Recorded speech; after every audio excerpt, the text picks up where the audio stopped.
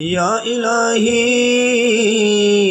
सदक़े आले रसूल, या इलाही सदक़े ज़िक्र रसूल, या इलाही सदक़े ज़ुल्फ़े रसूल, ये सलाम आजज़ाना हो कबूल।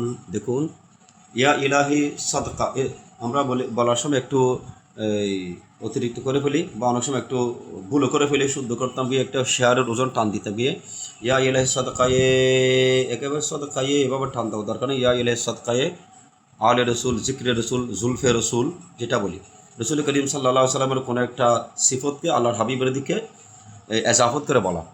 তারপর হচ্ছে আমার নবীর এই সেই জুলফ চুল মোবারক রসিলাই, আমার নবীর জিকির রসিলাই, আমার মিলাদ রসিলাই, আল রসুল রসিলাই, এই দোয়া যাতে আমরা আল্লাহর দরবারে কবুল হওয়ার জন্য বলছি। সেটা কীভাবে? ইয়ে সালামিও বলি আমরা, ইয়ে সালামও বলি। তো ইয়ে সালামি বললে আমার এই সালামটি হবে, তবে এখানে ইয়ে সালাম বলে আরও যথার্থ হয়। ইয়ে সালাম আজে জানা, এটা হয়তো সবচেয়ে গুরুত্বপূর্ণ। আমি যেটা বোঝাতে চাচ্ছিলাম সেটা হচ্ছে আজে জানা।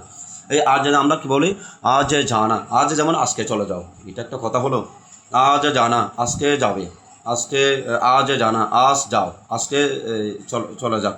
হ্যাঁ, এটা কোনো হয় না, এটা আজ জানা না, এটা হচ্ছে আজ জানা। প্রথমটা আইন আলিফ, আইন আজ জানা, আইন আলিফের পর হচ্ছে জিম আজস, এর শেষের অংশটা হচ্ছে যে ঝা দিয়ে, অর্থাৎ আজ জানা, আজ জানা নয়, আজ জানা নয়, এটা হবে যে আজ জানা, এটা এভাবে হবে না, হবে যে কি আজ জানা।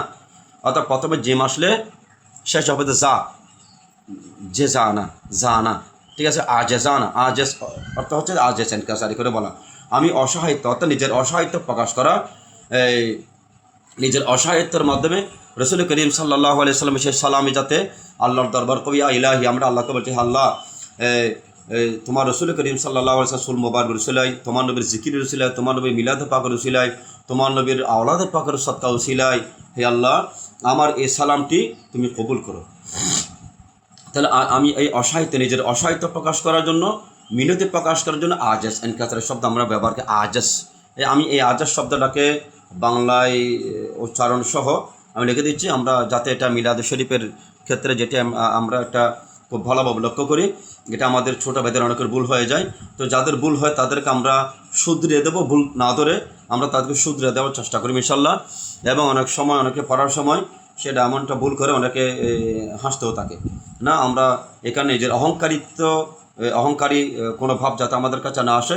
যার একটু ভুল হচ্ছে আমরা চেষ্টা করবো আমাদের ফ্রেন্ড সার্কেল অথবা আমাদের কোনো বড়জনের হয়ে যেতে পারে, অথবা আমাদের কোনো ছোটো ভাইদের হয়ে যেতে পারে, আমরা তাকে ছোটো করে জিনিসটা আমরা শিখে দেওয়ার চেষ্টা করব। আমি স্ক্রিনের মধ্যে সেটা স্পষ্ট করে দিচ্ছি। আশা করি আমাদের তেলাওয়াতে যাদের ভুল হয় আমরা ভুলটা সংশোধন করে দেবো। সকলকে ধন্যবাদ, মোবারকবাদ। আসসালামু আলাইকুম ওয়া রাহমাতুল্লাহ।